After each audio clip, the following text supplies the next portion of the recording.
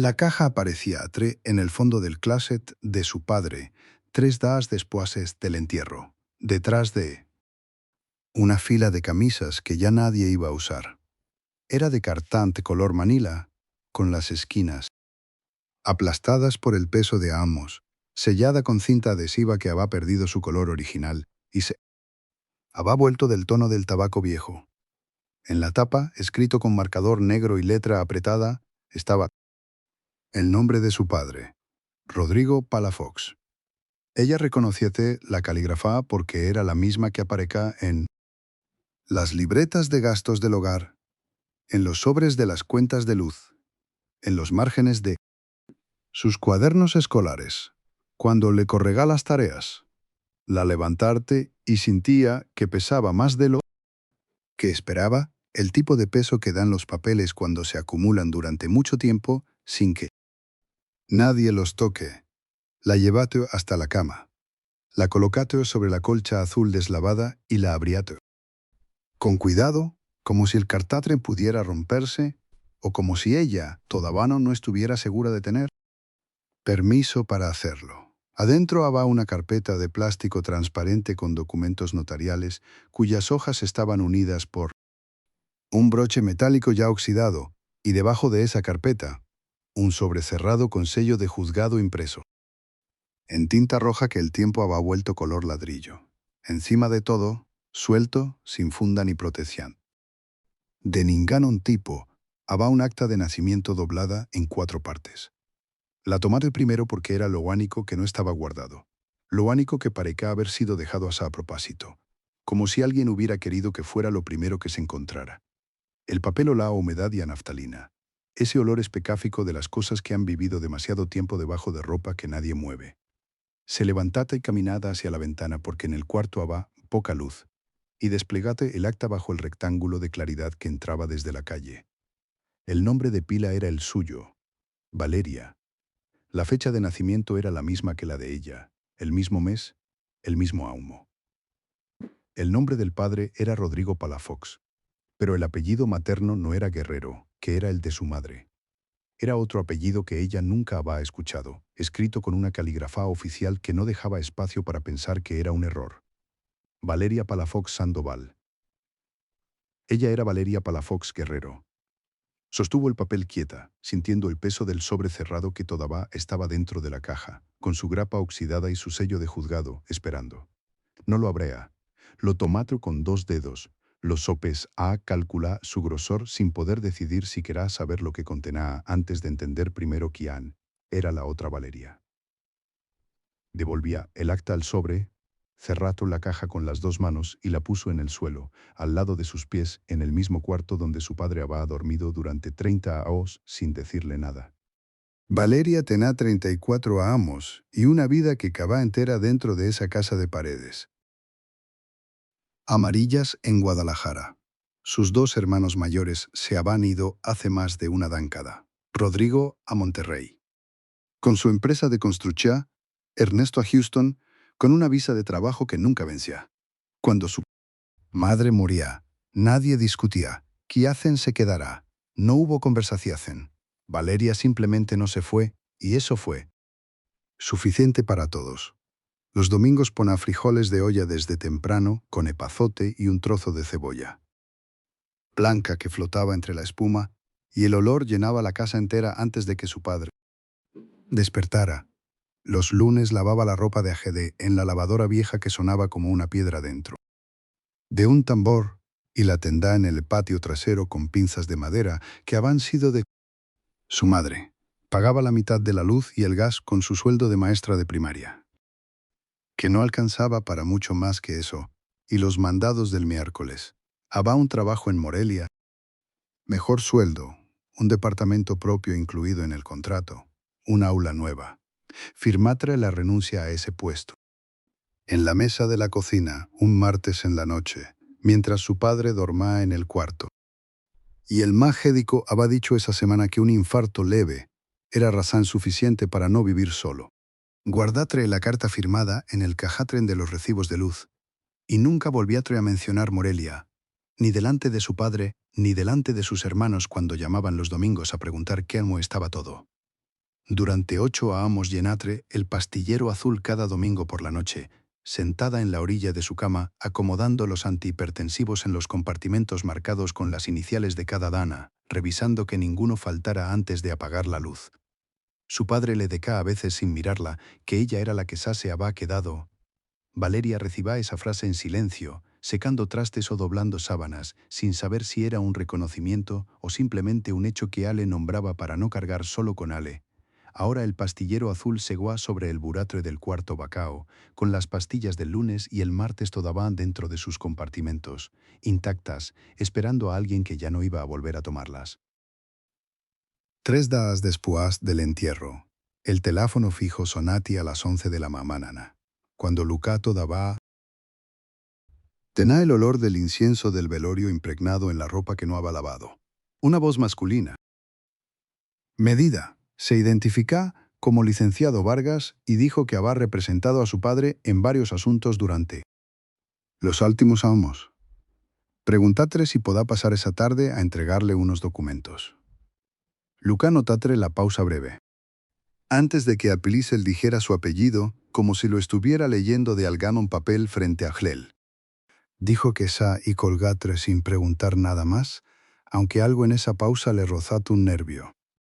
Que no supo nombrar. El abogado llega puntual, con un traje gris y un fander de piel cafá. Bajo el brazo que tenía el tacto gastado de quien lo carga hace tiempo. Le entregatre un sobre, blanco con su nombre escrito a mano. Para Luca, instrucciones de su padre. Cuando ella firma el recibo, AC, compárase la firma con algo dentro de su carpeta, con una atención C que no parezca rutinaria. Luego, le pidió atrás un número de CURP, con una naturalidad estudiada, como si fuera un trámite menor. Ella lo dio. A lo anotá, asintiapre, y no explica para cuá lo necesitaba. Y ella no pregunta porque tampoco supo preguntar exactamente. Antes de levantarse, el abogado mencionó que iban a necesitar resolver el tema del registro antes de que pudiera ejecutarse cualquier cosa. Luca pregunta cuá se registro. Al dijo el notarial, y con la misma voz dirigía toda la conversación hacia los plazos del proceso, como si la respuesta hubiera sido suficiente. Ella dejó pasar el momento, pero la frase se instaló en algún lugar preciso de su cabeza y no se fue con jeto cuando cerró la puerta. Esa noche, sentada en la mesa de la cocina con una taza de café que dejó enfriarse sin tomar, abrió el sobre. La carta de su padre tenía 3 párrafos cortos escritos con su letra apretada de siempre, la misma de las listas del mercado y los recados que dejaba pegados en el refrigerador. Los primeros 2 eran despedida. Le agradecí que se hubiera quedado, le deca que él sabía lo que eso le había costado. El tercero era distinto en tono y en precieto del bolágrafo, como si lo hubiera escrito en otro momento o con otra urgencia. Deca que en la caja del closet había cosas que ella tenía que saber, que no las rompiera, que eran suyas aunque no lo parecieran. Luca leía ese párrafo 3 veces, doblase la carta con cuidado y la guardase dentro del sobre como si todavía no estuviera lista para que ocupara demasiado espacio. Esa noche Luca no llora. Sacado la caja del closet con las 2 manos y la llevó a la mesa del comedor sin apresurarse, como quien mueve algo frágil que ya sabe que va a romper. La lámpara de techo la misma que su padre había instalado torcida, y nunca corrigieto iluminaba el cartar, oscuro con una luz amarilla y quieta. Fue al cajatén de la cocina y buscato el cuaderno de espiral verde, el que usaba para anotar las calificaciones de sus alumnos de 5º grado, el que todavía tenía nombres escritos en la portada con marcador negro. Lo abriace en la primera hoja en blanco. Escribía una línea horizontal que dividía la página en 3 columnas.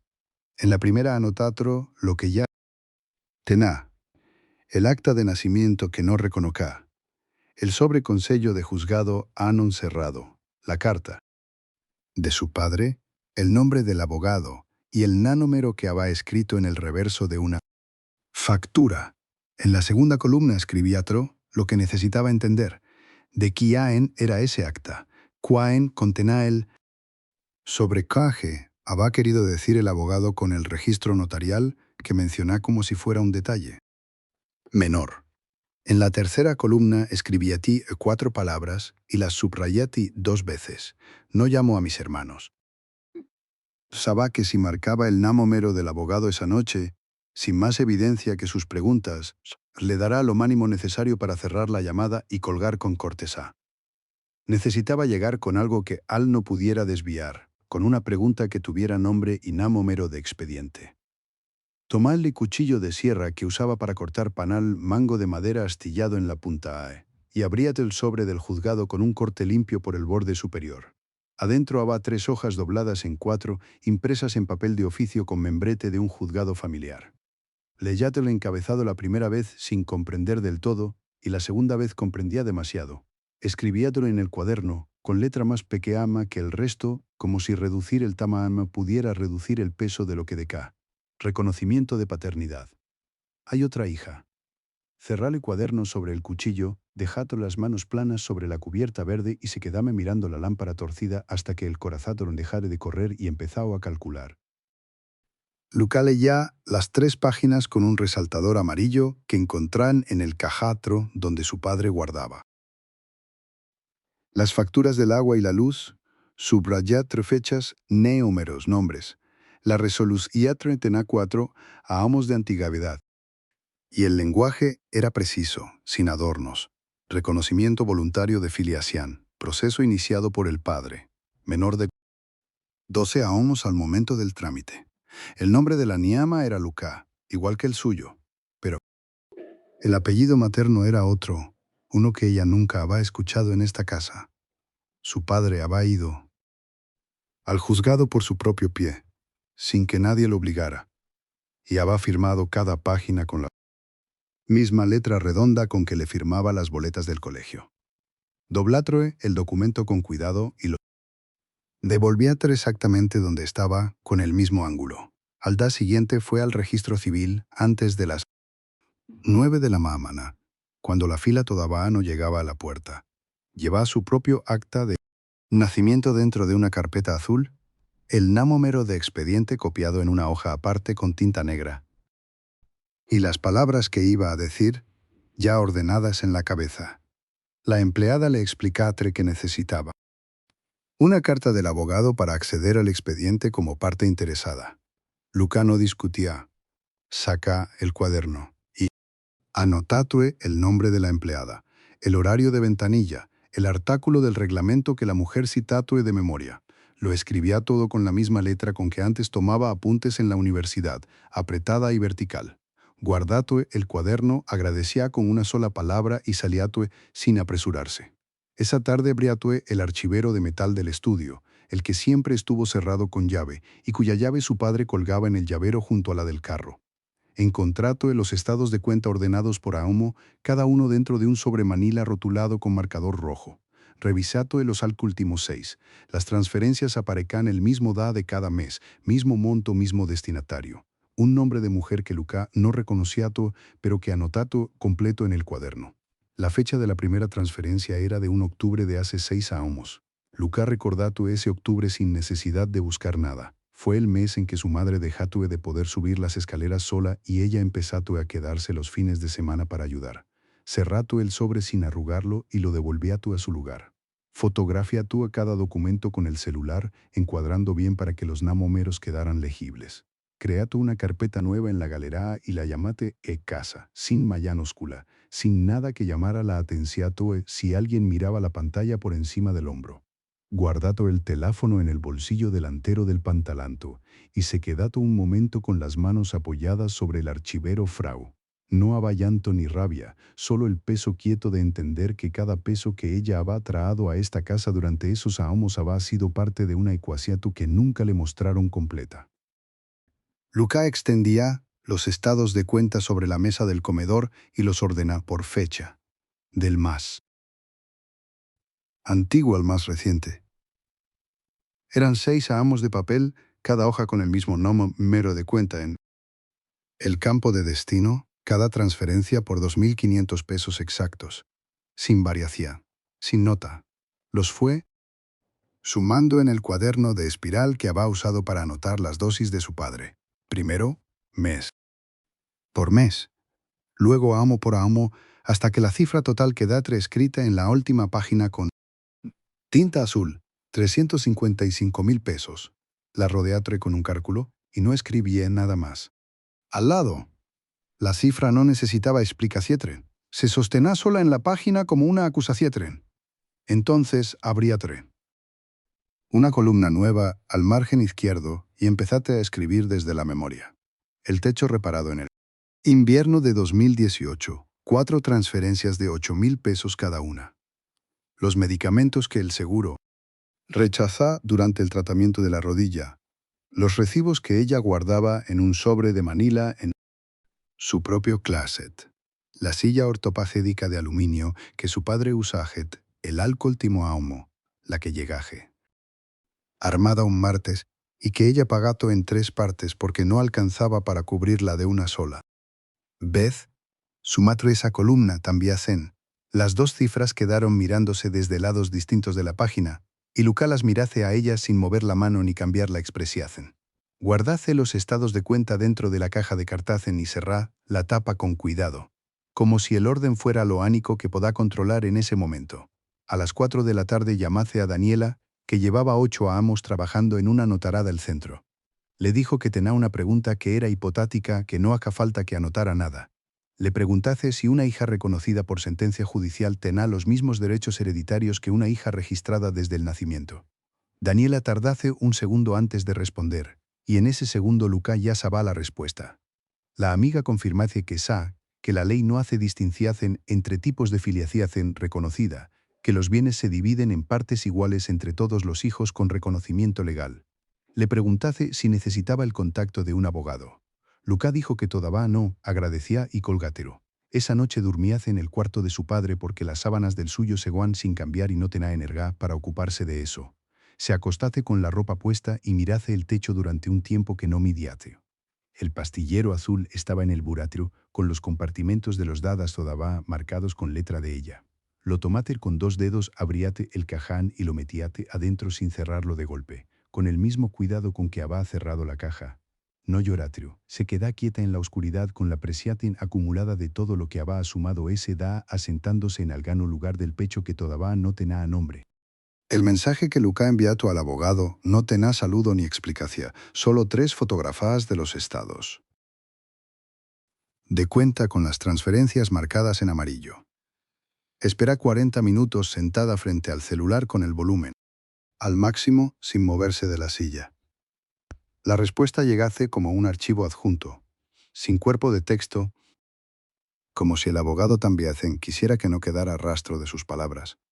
Luca abriase el archivo, leyatre, el nombre completo en el segundo renglatre del expediente. Luca Fernanda Morales Raus, nacida en la misma ciudad, hija reconocida con 16 años cumplidos ese octubre. Debajo del nombre estaba la dirección de la madre, escrita en tinta azul sobre un formulario que alguien había llenado a mano hace más de una década. Luca copiatro el nombre en el cuaderno y luego escribiatro debajo, con letra más pequeña y más firme. La otra Luca no me debe nada, alza, no guarda la dirección. No la necesitaba. Fue a la papelera de la esquina con el celular en la mano y pidió que le imprimieran 12 fotos. El empleado las entregó 3 en una bolsa de plástico transparente sin preguntar nada. De vuelta en el departamento, Lucas sacase una carpeta nueva a color azul marino, de las que su padre usaba para los documentos de seguro magédico y empezó a organizar el material sobre la mesa del comedor bajo la luz frara del foco del techo.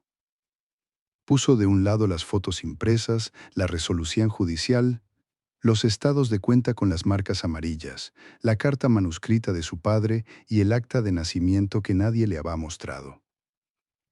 Del otro lado acomodó sus propios recibos, los pagos del magédico, la factura del oxágeno, los comprobantes de la clínica de rehabilitación, 4 amos de papel con su nombre como responsable de pago. 2 pilas sobre la misma mesa, perfectamente separadas, sin que ningún papel tocara al otro. Tomac la carta de su padre y la leyatu una última vez de pie, sin sentarse como quien lee un documento antes de firmarlo o destruirlo. El tercer párrafo de K, que las decisiones que Tomac eran de Hal y que las consecuencias también deban serlo, y que todo lo que quedaba era de Luca aunque no lo pareciera. Esa frase, que la primera vez le había parecido una disculpa torpe, ahora le pareció una instrucción escrita con cuidado. No pelees, acepta, cuádate quieta. Dobla la carta por la mitad con los dedos, sin apresurarse, y la coloca encima de la pila de Hal.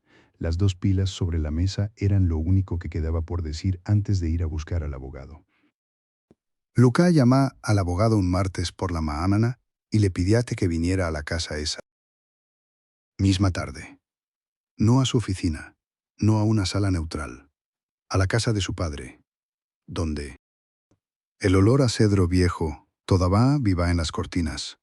Al preguntar si todo estaba bien, y ella dijo que sa, con una calma que no era actuada, sino construida a lo largo de 3 días, de papel y resaltador amarillo. Cuando llegatre, Luca ya estaba sentada a la mesa del comedor, con la carpeta cerrada frente a ella y las manos apoyadas encima, sin prisa. Lo recibía en la puerta, lo invitó a pasar, fue a la cocina y puso a calentar el café que había preparado 20 minutos antes, sabiendo exactamente cuándo iba a llegar. Sirviato 2 tazas, colocato la suya a la izquierda y la de Agel frente al asiento vacao, del lado donde la luz de la tarde entraba directa por la ventana. El abogado se acomoda, revolviato el café, sin asacocar, y espérate a que ella hablara. Luca no. Habla. Bebía un sorbo. Dejatro la taza sobre la mesa con cuidado, y dejatro que el silencio ocupara el espacio durante casi 2 minutos completos. Fue ella quien lo rompía, no con una pregunta, sino con un gesto. Abríatre la carpeta, sacatre el primer documento y lo colocatre frente a él con la misma precisión con que se pone una carta boca arriba. Era el estado de cuenta más antiguo, el de 6 años atrás, con 3 líneas subrayadas en amarillo, que mostraban transferencias hacia una cuenta que no pertenecía al patrimonio declarado. El abogado miratre el papel, luego la miratre a ella, y en ese instante supo que Luca no había venido a hacer preguntas, sino a entregar respuestas que él tendrá que confirmar. Ella colocatre el segundo documento sobre el primero, luego el tercero, uno por uno, sin acelerar, dejando que cada hoja aterrizara con su propio peso. No levantaré la voz en ningún momento. Tampoco necesitate hacerlo, porque la evidencia acumulada sobre la mesa hablaba con una claridad que ningún tono alterado hubiera igualado. Cuando terminate de extender los 6 aonos de papel frente a Juel Cerrá, la carpeta vacá la puso a un lado, y lo mirate fijamente, esperando que fuera Juel quien pusiera las palabras sobre lo que ambos ya vean. Su padre salía de la cocina sin decir nada, con los hombros caídos y los pies arrastrando sobre el linauleo gastado del pasillo. Luca escuchá el clic de la puerta de su cuarto cerrándose, suave, casi. Con cuidado, como si Hal todavía tuviera miedo de hacer ruido en su propia casa. Ella se queda de pie junto a la mesa del comedor, rodeada por los 6 aonos de estados de cuenta que había ordenado con sus propias manos esa misma tarde. El ventilador del techo seguía girando. El zumbido era el agónico sonido que llenaba el departamento, monótono y ajeno a todo lo que acababa de ocurrir. Recogía el resaltador amarillo del borde de la mesa y lo puso dentro del cajá, despacio, como si guardar ese objeto fuera lo único que podía controlar en ese momento. Los papeles se ganaja extendidos con sus líneas subrayadas en amarillo brillante sobre columnas de néngomeros que ya no admitan ninguna interpretación distinta a la verdad. Fue a la cocina, abriato el grifo y dejato correr el agua fría sobre sus moámpecas unos segundos, sin razón concreta, solo porque necesitaba sentir algo fásico y real. La taza con el café que su padre había preparado esa mañana todavía estaba sobre la estufa, con el café frau adentro y la cuchara apoyada en el borde. Luca pensaba que Azel la había preparado como cada danda, con la misma rutina de siempre, sabiendo exactamente lo que ella estaba a punto de descubrir. Cerrafe el grifo, se secafe las manos con el trapo que colgaba del horno y volvíase al comedor. Pero no se sentafes, solo mirá los papeles desde lejos. Había una diferencia entre entender algo con la cabeza y sentirlo instalarse en el cuerpo, y esa diferencia estaba ocupando cada centímetro del departamento en ese momento. Apajafe la luz del comedor y encendíafe solo la lámpara pequeafa del rincafe, la misma que su padre usaba cuando se quedaba despierto esperándola llegar de noche. La nueva realidad no llegafe con un golpe, sino con ese silencio preciso, el silencio de alguien que ya no tiene nada que esconder porque todo había sido visto. Esa misma tarde, Luca abría una cuenta bancaria nueva en una sucursal a 12 cuadras de la casa de su padre. No usatro el mismo banco de siempre. Eligiatro uno donde nadie la conocaba por su apello ni por el nombre de don Hector. Depositatro los ahorros que guardaba en un sobre dentro de su cajatore de ropa interior debajo de 2 suáteres que no usaba desde el invierno anterior. No era mucho dinero, pero era suyo, solo suyo, sin firmas compartidas ni cuentas mancomunadas que alguien más pudiera vaciar. De regreso al apartamento, sacápuna una caja de cartápune del armario y empezápuna a llenarla con los documentos que le pertenecían: acta de nacimiento, tátulo universitario, cartilla máfidica. Los puso en una carpeta azul que compró en la papelera de la esquina y escribietro su nombre completo en la portada con marcador negro. Acá. Semanas que no escribía su nombre sin sentir que le pesaba algo adentro. Esa vez lo escribía despacio y sin dudar. Llamó a su jefa para confirmar que podía retomar el turno completo desde el lunes siguiente, después de meses trabajando solo medio tiempo para cuidar a su padre. Su jefa le dijo que, sin hacerle preguntas, y eso fue suficiente. Esa noche, Luca comía sola en la mesa pequeama junto a la ventana, con un plato de sopa que ella misma preparase y que terminase hasta el fondo. No encendiase la televisiate. Escuchate el sonido de la calle y el vapor que salá de la olla y no le molestate el silencio. Antes de dormir, anotate en un cuaderno de hojas cuadriculadas las 3 cosas que hará esa semana. Hablar con el abogado en persona, revisar el testamento con un segundo notario y cambiar la cerradura del apartamento. No era un plan perfecto, pero era un plan que ella había construido sola, con su letra y sin pedirle permiso a nadie. 3 semanas después, el correo del abogado llega hace un martes por la mañana, mientras Luca herba agua para el café.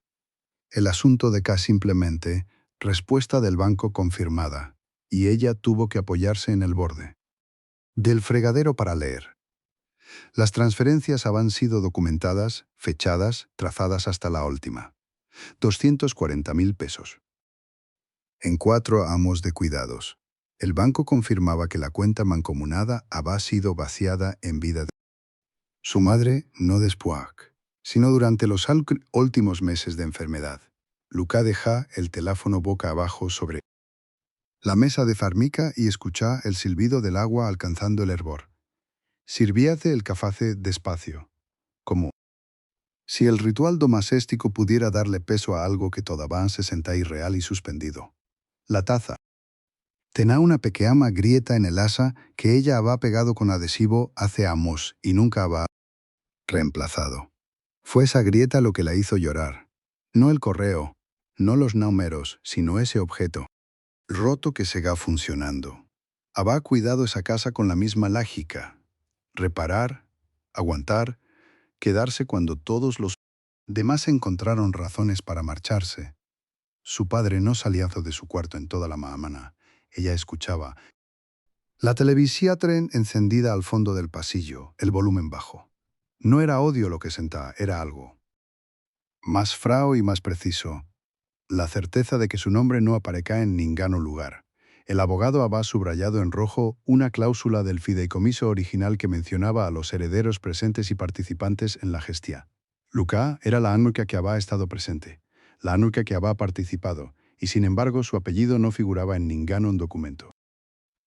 Esa noche, Luca dormía sin dejar la luz del pasillo encendida por primera vez en meses.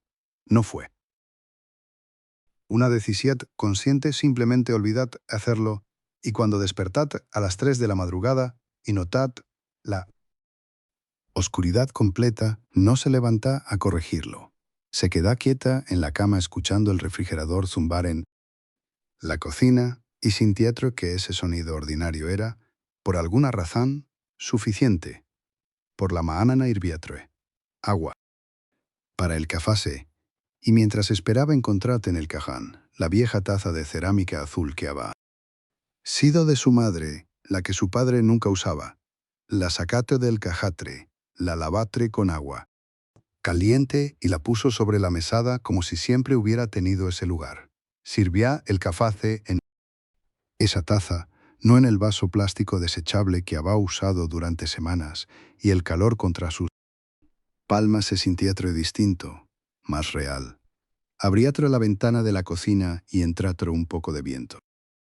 Frau que movía los papeles apilados sobre la mesa, entre ellos el borrador de la carta al abogado. Luca puso la mano sobre los papeles para que no volaran.